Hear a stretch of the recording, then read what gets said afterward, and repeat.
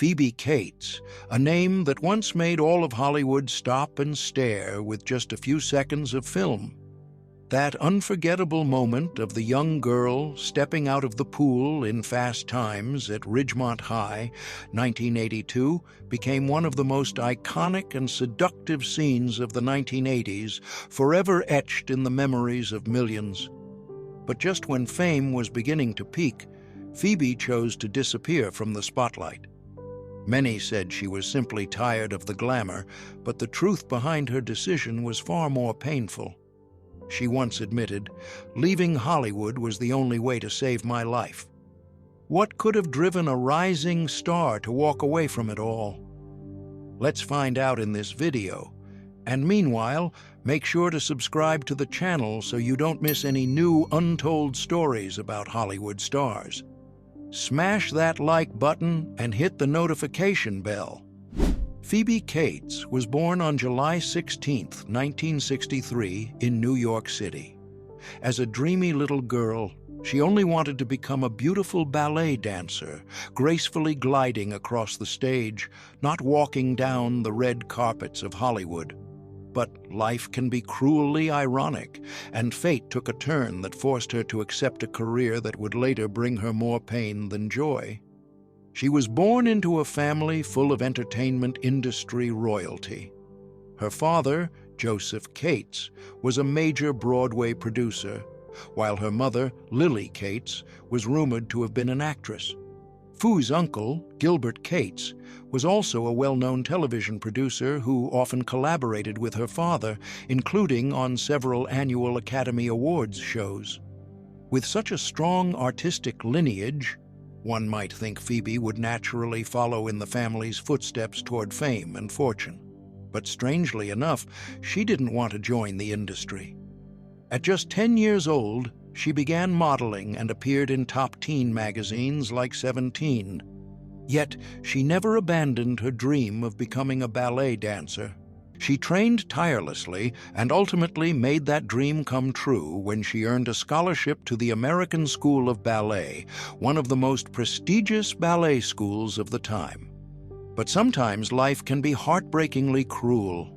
At the height of her happiness, when her dreams seemed within reach, Phoebe suffered a severe knee injury at the age of 14.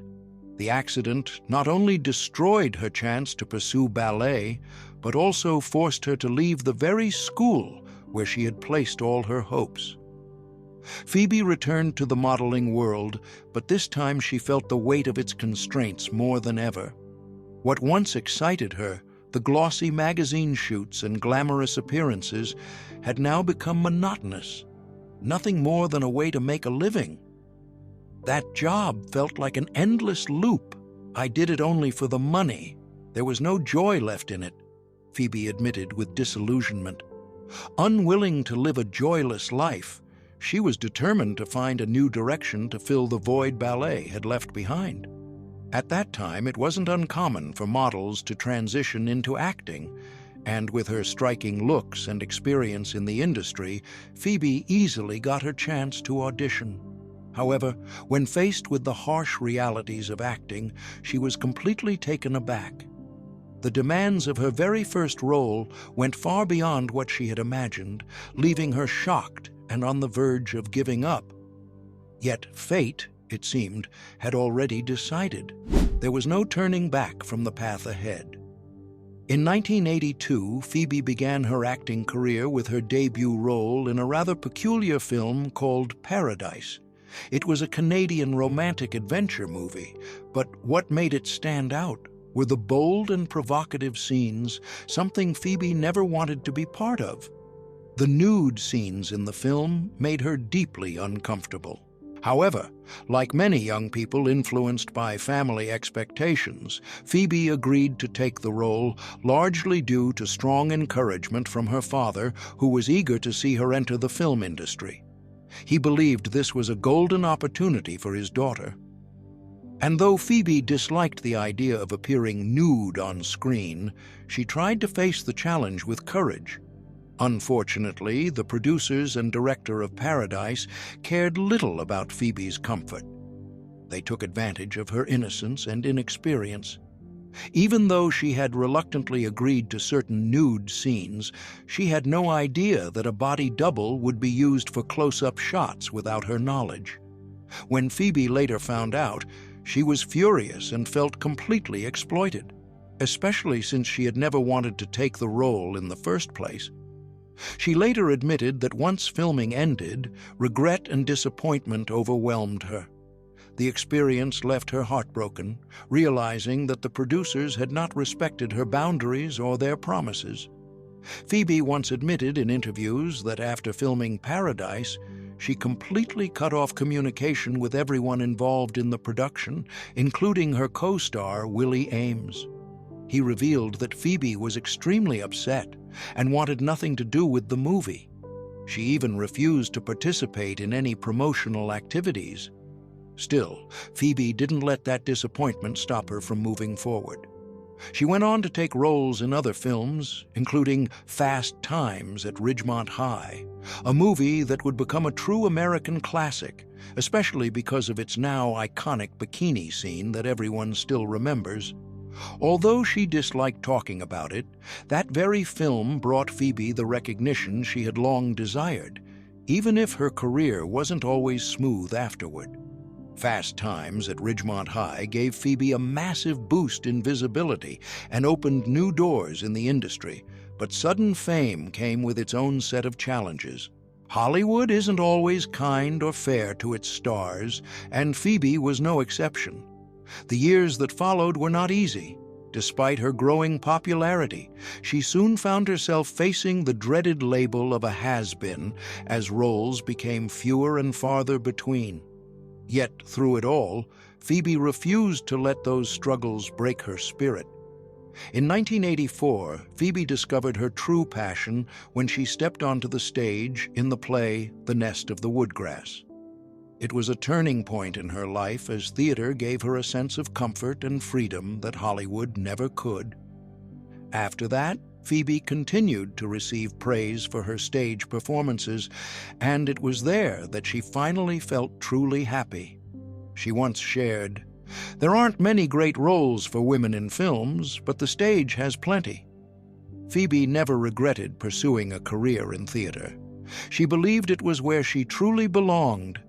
Throughout her film career, Phoebe appeared in only a handful of movies, and not all of them were memorable. However, films like Gremlins, Drop Dead Fred, and Princess Caribou remain unforgettable to her fans. Even though she didn't continue in film for long, Phoebe became a unique symbol of the 1980s, and her work is still remembered with admiration.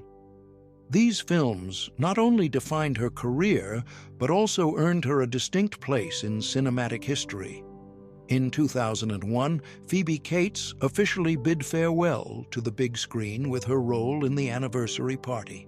Since then, she has largely stepped away from Hollywood. Yet, even though the film industry could not keep her, Phoebe found something far more fulfilling: love and a life centered around her personal passions. But was her love life as complicated as her career? Let's take a closer look at the relationships she's been through.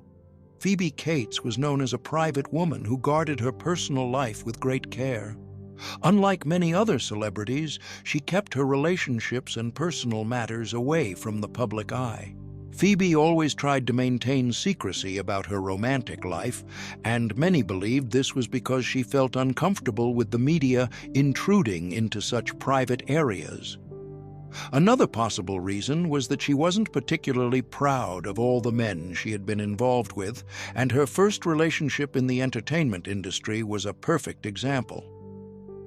Phoebe's first known relationship in show business was with film producer Stavros Mios. The two first met at the legendary Studio 54, back when Phoebe was still a successful model with no intention of entering Hollywood. Stavros, who was immediately captivated by her beauty and charm, was the one who persuaded her to try acting. The couple spent 3 years together, living closely and sharing an intimate bond during that time. However, the reasons behind their breakup were never revealed. Although Stavros later spoke fondly of Phoebe, praising her calm nature and lack of ego, many suspected the relationship didn't end well. Phoebe rarely mentioned him in interviews, and some believe she never fully forgave him for convincing her to enter an industry that would later leave her feeling disillusioned and exhausted. After her relationship with Stavros, Phoebe quickly entered another romance, this time with her Paradise co-star Willie Ames. The couple tried to bring their on-screen chemistry into real life, but as many predicted, translating movie romance into reality doesn't always end well. Their relationship lasted only a year before they quietly parted ways, and Phoebe once again continued her search for true love. Eventually, Phoebe found that love with actor Kevin Kline, a relationship she would later describe as fulfilling and enduring. When they first met, Phoebe was just 19 and still modeling, while Kevin was 35, already an established actor who had performed in acclaimed stage plays like Loose Ends. Their relationship didn't blossom right away. Kevin initially thought Phoebe was too lively and young to settle down with someone like him. But when they met again sometime later, the connection between them was undeniable. And that's when their love story truly began. After several years together and overcoming numerous challenges, Phoebe and Kevin married in 1989 in a private ceremony in New York. Though they kept their relationship out of the public eye, their union built a warm, grounded family life. The couple welcomed their first son, Owen Joseph, in 1991, and their daughter, Greta Simone, in 1994. Motherhood came quickly for Phoebe, and she soon found herself struggling to balance family and career. At one point, she realized she had to make a choice between the two. Ultimately, she decided to step away from acting to dedicate herself to raising her children. She explained in an interview, "I knew acting was no longer for me. I just didn't have the motivation anymore." As for Kevin Kline, he believed their age difference was actually what kept their love strong.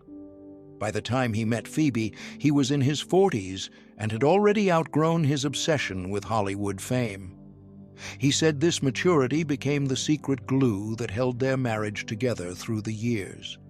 Kevin also emphasized the importance of nurturing their bond, saying, "We always have dinner together at least once a week. Our kids have never felt like we were distant. That steady commitment has been the foundation of their lasting love." A marriage that has endured for more than 3 decades. Since retiring from acting in 2001, Phoebe Cates has devoted herself entirely to her family. Even though she no longer appears on screen, she and Kevin Kline continue to enjoy a quiet, happy life together. Some people might assume that Phoebe Cates left the entertainment industry because she lacked the talent to sustain her career, but that couldn't be further from the truth. She had achieved great success and was beloved for many of her memorable film roles. However, after experiencing the height of fame, Cate no longer found fulfillment in the fast-paced, often superficial world of Hollywood. Instead, she chose a simpler, more peaceful life away from the spotlight. She once shared that although some people couldn't understand her decision, family and her new business ventures were what truly brought her happiness. Meanwhile, Hollywood never truly forgot Phoebe Cates. She occasionally appears at industry events alongside her husband, actor and director Kevin Kline. In 2005, she took a new step in her journey by opening a boutique called Blue Tree in Manhattan, New York. A move that marked her transformation from actress to entrepreneur. The store isn't just a retail space, it's an artistic expression of Phoebe's personal taste and aesthetic vision. Blue Tree offers a curated selection of jewelry, clothing, perfumes, artwork, and stuffed animals, each piece reflecting her unique sense of style. The business quickly gained popularity and became a local favorite, proving that Cates's entrepreneurial career was just as successful as her time in film. With her keen eye for beauty and appreciation for small details, Phoebe found joy not only in running the store, but also in living freely without the pressures of the entertainment industry. Though she has long stepped away from Hollywood, she feels no sense of loss or regret. On the contrary, she's deeply content with the quiet life she has chosen. Cates once said that while Hollywood and fame brought her many opportunities, stardom was never what she truly sought. "Some people have trouble understanding that," she explained, "but I love the life I have." Her decision reflects not only her strength and independence, but also a free spirit, one unshackled by the expectations and definitions of others. Beyond her business ventures, Phoebe Cates also showcased a lesser-known talent: singing. During her acting career, she demonstrated her vocal abilities in several films, most notably in Paradise, 1982, where she performed the movie's theme song.